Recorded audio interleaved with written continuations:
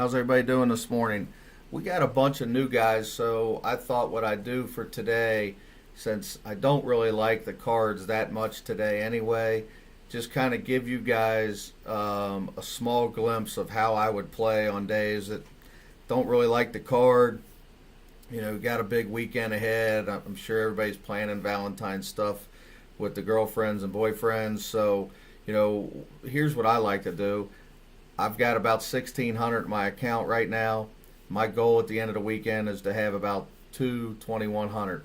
Not trying to do anything sensational, not trying to blow up the tote boards, because when I look at these cards over the next few days, I'm just not that wild about them. But there are a couple plays at Gulfstream today that I think you can make some money. So let's get into them real quick. The first race, we like Starship Galaxy a lot.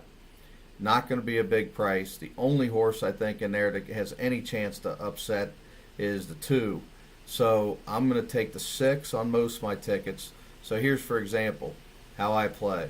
If my normal ticket is a $10 pick 3, but what I'll do is I'll make an $8 pick 3 with Starship Galaxy and a $2 pick 3 with the 2, because the 2 is going to be a bigger price, just a saver, but I'm still in my same budget. Well, then the second and third races, I don't like either race at all. So I'm going to spread as much as I can do to keep my ticket at about 15 bucks a ticket. So you got the 2 light our way, then you got the 4, the 5, the 8. If there's some scratches, maybe we go to the next horse, which is the 3. That's key. If there's scratches, go to that chart that we have. We put them in order. Go to the next horse. Because a lot of times, and it happened yesterday again, where initially on the chart we wouldn't have had that pick 3 or pick 4, but by going to the next horse when there was a scratch, that next horse won and paid $20. So that's how I always do it. If there's a scratch, I just go right to the next horse and keep my budget the same. So then we get to the third race again. Not really liking this race a lot. Celebrity Star probably is the winner at 3-1, but there's other prices in here. The 2, the 4, the 7. I'm going to either take 3 times 5 or 4 times 4 in the pick 3. So I'm going to try to keep it right at about that $15, $16. But then also what I'm going to do is I absolutely love the horse in the fourth race, Social Stranger. So my pick 5 is going to be single to him. Then I'm also going to make a pick 3 in the second, third, and fourth race with those same horses. So if the key horse wins the first and we spread, hopefully we got both those winners by spreading like crazy, we can cash that pick 3.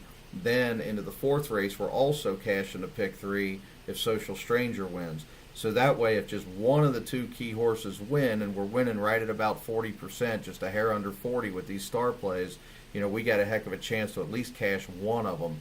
And if we get lucky in the second or third race and catch a little price, you can make some money. Now, the conservative way to do this is to just bet straight on both horses.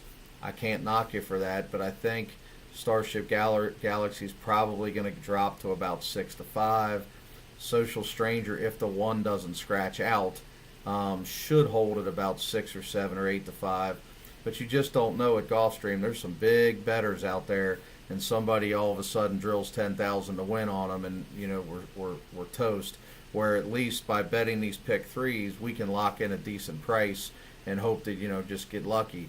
Now, if you bet the pick 5, again, the fifth race is impossible. Shipwreck Kelly looks good. The 3, the 2 looks good. The 2 chalks, but they don't look like cinches. The 4 and 5 both got chances. The 6, 9, and 10 all got chances. So that's the race that I would spread and take a shot in. So I would just take like 2, 6, spread, single to 3, take 4 or 5 horses in the fifth, and that's the way I'm going to play the pick 5. Those tickets don't cost that much money. And I always say this to everybody, and I don't want to knock any of the small players at all. If you don't have 40, 50, 60 bucks to play a pick 5, then you shouldn't be playing it. You really shouldn't.